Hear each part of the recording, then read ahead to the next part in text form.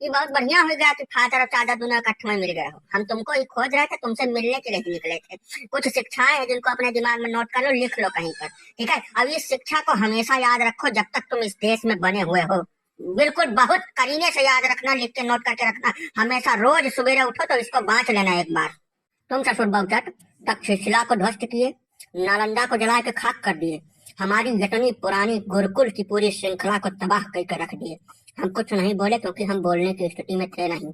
पिछले 300-400 साल से तुम फादर टाडर मिलके इस देश की गरीब दबी कुचली आदिवासी समुदाय की जनता को पकड़ के उसको दुनिया का ढकोसला दिखा के, दुनिया के चमत्कार जो तुम्हारे हैं नौटंकी वाले उनको दिखा के धर्म परिवर्तन का नंगा नाच खेल रहे हो। हम इस पे कुछ नहीं बोल रहे थे, बिल्कुल कुछ बोल ही नहीं रहे थे। हमको सब पता होते हुए भी नहीं बोल रहे थे। लेकिन एक बात तुम अच्छी तरीके से जान लो, इस देश के संत समाज के ऊपर अगर तुमने उंगली उठाई तो उंगली नहीं, हम हाथ काट देंगे जड़ से। बिल्कुल उठाने लायक बचोगे नहीं कुछ, ठीक है। वो आचार्य धीरेन्द्र शास्त्री को तुम लड़का समझ रहे हो, हैं? अकेला तुमको कब्र में पहुंचा देगा, वो एक आदमी काफी है, ठीक है। एक ही आदमी काफी है तुम्हारे लिए। हिंदू समाज जागृत हो रहा है, एकदम संगठित होने की कगार पे है। अब जिस दिन ये संगठित हो गया ना, पैर रख के दिखा देना तुम हिंदुस्तान की धरती पे, तब बताएंगे तुमसे हम। है लूंगी, सुनो तुम, सुनो तुम्हारे काम की बात है। हर चौराहा पर तुम मुर्दा लेटा के बैठे हो, चद्दर चढ़वा रहे हो उस पे।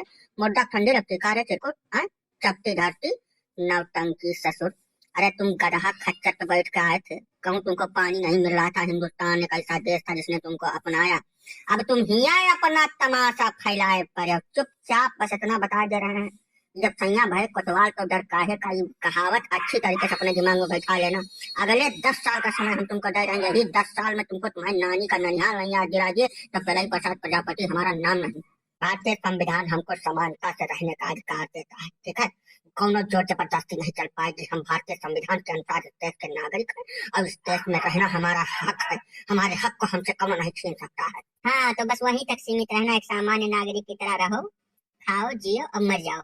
अगर तुम्हारे दिमाग में फितूर है कोनो तरीके का कि तुम यहाँ के संत समाज के ऊपर हमला करोगे, अपनी पाश्चात्य मीडिया के दम पर उनके ऊपर तरह तरह के प्रहार करोगे, उनकी मान हानि करोगे, उनको लाके मीडिया के सामने तुम चीरहरण करने का प्रयास करोगे, तो बेटा अब नहीं संभव है। वो समय था, निकल गया तुम्हारे हाथ से।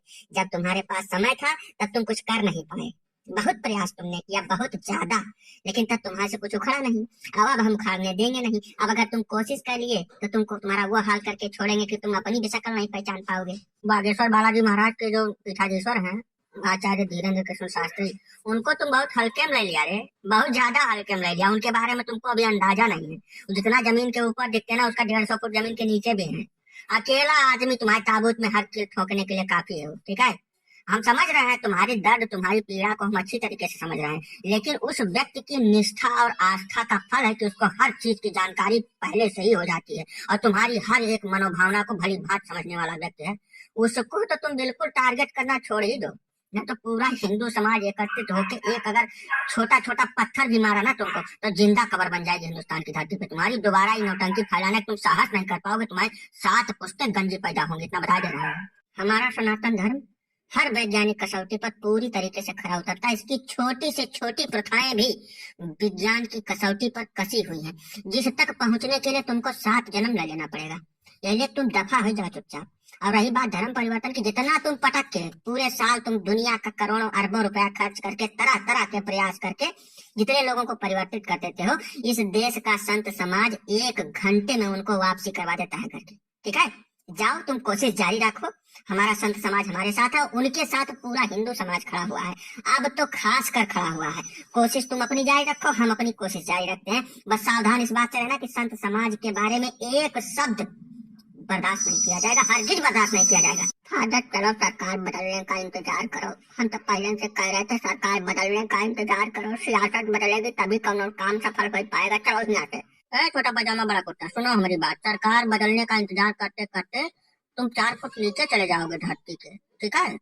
मोदी के जाने की आस तुमको मरने नहीं देगी और जोगी के आने का खौफ तुमको जीने नहीं देगा। जाओ इसी खौफ में प्रेम से तुम जीते रहो। खासकर संत समाज से बिल्कुल कम से कम 100 किलोमीटर दूर रहना, ठीक है। जाओ निकलो, भाग जल्दी।